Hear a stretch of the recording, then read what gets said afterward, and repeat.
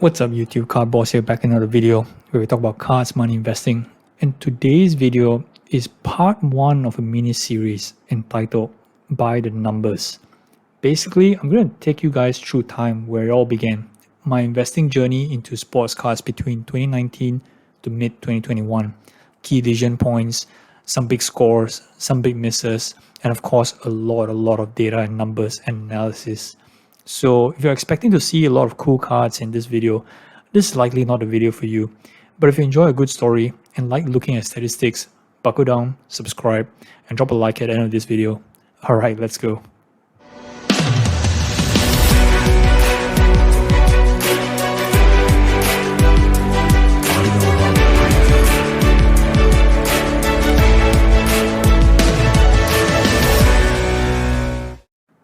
So before we begin, I want you guys to get to know me a bit more, which is important so you guys understand the background setting behind this journey. I'm from Malaysia, which is literally on the other side of the planet to the US. I operate on a plus 12-hour time zone, meaning it's 7 a.m. here, while it's 7 p.m. in New York. The geographic location is somewhat an advantage and a disadvantage at the same time. Now, the disadvantages are obvious: shipping, no card shows, or even card stores for that matter. And COVID, of course, made everything worse, preventing air travel for me. Well, the advantages, being 12 hours ahead, let me operate at a more conventional hour, i.e. early in the mornings or late at nights. And this is huge when I compare to my buddies in Europe or Australia, which has slightly peculiar hours, especially when it comes to monitoring closing auctions on eBay, PWCC, or Goldin. Communication is easier as well, as most guys in the US are up quite late between 10 p.m. to 2 a.m. Eastern, which is the regular daytime for me, and able to respond or close deals. So in short, I don't have things easy as compared to you, my friends in the US, but between a lack of available buying and selling options outside eBay and social media, the longer lead time as well, the cost of shipping, and also the stigma of some people dealing with guys outside the US, I have to admit that COVID actually made the world smaller, and the community for both sports and non-sports cards are getting closer than it's ever been. Alright, so let's take a dive into the series by showing you this summary page. I'll be flashing up this page from time to time, but of course, in the multi-part series, we'll be diving into more details. Again, this video is purely educational and for me to share my own personal experience and not to be mistaken as investment advice for anybody wanting to emulate this path that I took.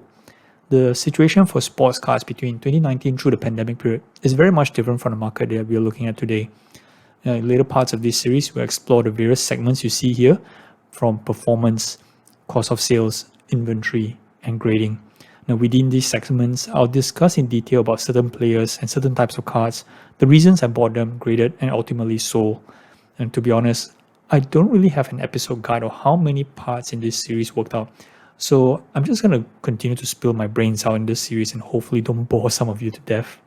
In today's episode, I'm going to touch on performance, but from a very macro perspective.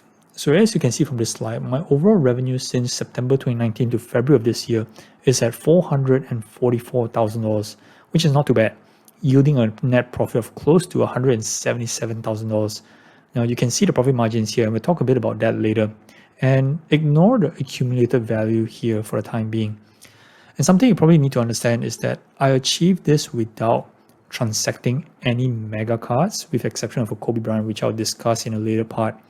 But my comfort level were dealing with cards that were broken down into two segments: raw cards between $50 to $200, and graded cards between $500 to $2,500. And what's interesting is today, I find myself spending way in excess of those thresholds easily on Marvel cards, whereas back then, especially when I was first starting out, it was actually quite difficult, but utterly crucial that I stay disciplined of the range of cards that I could afford, as well as to consider my overall investment strategy. There were times where I did consider strongly to put in $5,000 or $10,000 onto an RPA, but I understood the challenge of holding on to that single card that held so much equity value, which took away the one important rule I had when it came to card investing: liquidity through flexibility. Hence, the $444,000 total sales were derived from 2,068 transactions over 30 months. So that's roughly about 69 deals or 69 cards per month. And if you divide that 444,000 over roughly 2,000 cards, that works out to be about, on average, about $215 per card. A mix of raw and graded, which is right on average, the range that I usually deal with. So it's proven that volume is possible as opposed to just dealing with the high-end stuff. But here's the kicker. Remember I said I was from Malaysia? So meaning that 100% of my deals came online, mostly eBay singles and some as lots. But for every one of those $2,000 cards, I needed to deal with shipping, international lead time, and of course PayPal fees, etc. As I couldn't get cash over the table as some of you guys do at card shows or local card stores. And guys, selling cards isn't my full-time job. I mean, I love buying and selling, but the logistics in between, managing returns, delayed packages, all of that is very, very painful. And when we're talking about 2,000 cards, that's a lot of work. What I'm proud to say is that I've never had a package gone missing to my customer, but I did have my fair share of customers, trying to make a claim for undelivered packages. Thankfully, I use only FedEx, so that itself resolved a lot of disputes that came up over the years. Now, let's zone in on the profit. $177,000 is by no means a small number, but when you divide it across 30 months of activity, that's basically an average of about $5,900 a month. Again, I guess for some of you, that's probably a day's work, while some others close to $6,000 profit in cards can be considered a dream.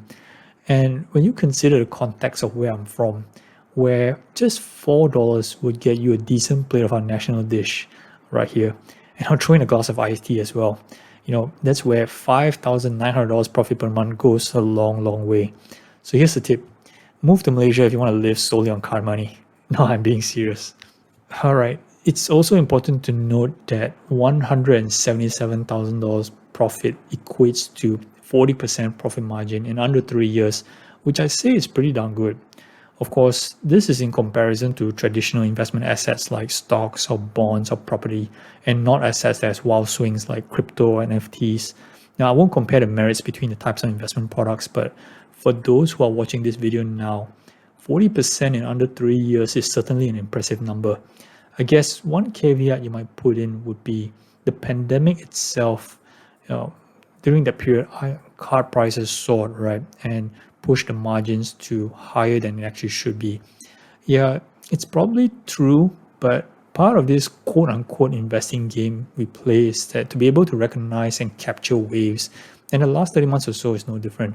Of course, right now we're seeing all this pullback, and these margins may not actually exist today, but certainly they are by no means impossible to replicate in the future. Though, having said that, I think a lot of misconception you guys get from YouTube content is guys flipping these cards for 2x or 3x, and therefore margins should be, in fact, way, way higher than 40%. Yes, those situations happen, but there are situations where you make just 10% or even take a loss.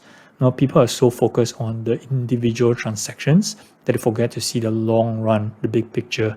And when you sit down like myself and take a look at 30 months of data, you kind of wonder how in the world a guy sitting on the other side of the planet from the US, no card shows, no LCS, 99% of the deals over eBay, and still makes $177,000 in under 3 years.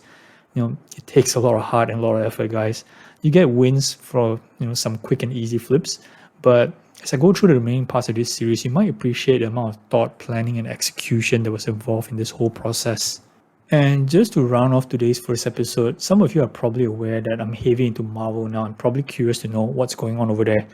While I won't be covering Marvel numbers in depth in this series, but I'll share some crazy stats in the series finale. And that wraps up episode 1. Stay tuned for the remaining parts in this series. Do like, subscribe, and follow this channel. And once again, thanks for watching, guys. Cowboys out.